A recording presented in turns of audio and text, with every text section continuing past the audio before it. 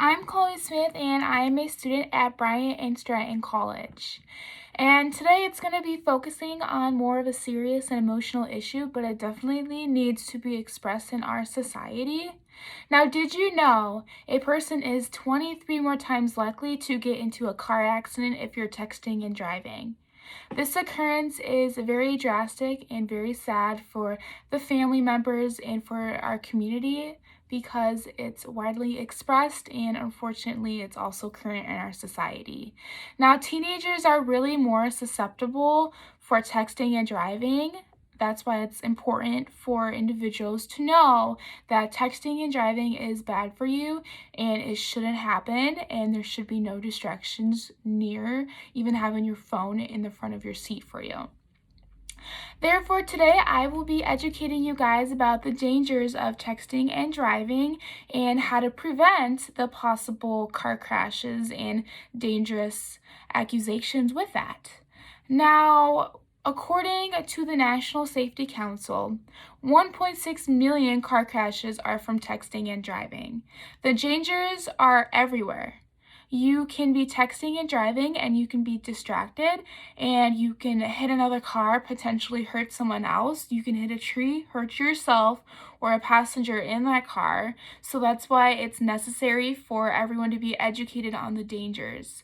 Not only that, but if you get in a car crash, you can also have severe disabilities from afterwards, like paralysis, or you could become a quadriplegic, or you can have serious chronic outcomes that occurs from when you're texting and driving.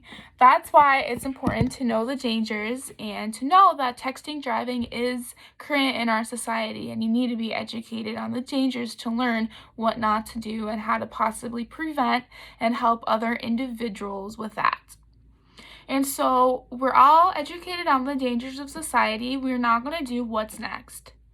What's next? What do you do with this information we just learned? Well, according to Virtual Drive, it's important not to be distracted when driving. If you're distracted when driving and you look down on your phone for even 2 seconds, you can look up and realize that cars are braking, and during that quick second, you can potentially hurt individuals ahead of you. Not only that, but people behind you may not also be aware, and they can cause a car crash as well.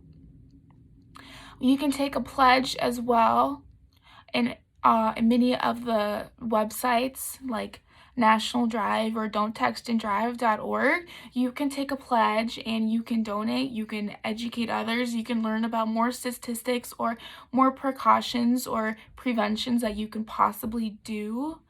It's also really important to learn and educate others as well and advocate against texting and driving. You can make brochures, you can do a speech about not texting and driving, kind of like what I'm doing right now. And as well with that, the main thing is just making sure that you don't have your phone near you. I know it can be very tempting to have your phone on you if you're at a stoplight, or if you're on the highway and there's no cars near you, or if you're slowing down and there's no cars near you. However, during that quick second, you could be texting and driving, and you may not potentially see a little child walk across the street because its ball was thrown in the middle and he wasn't paying attention. You can potentially harm individuals, and it's important to limit your distractions.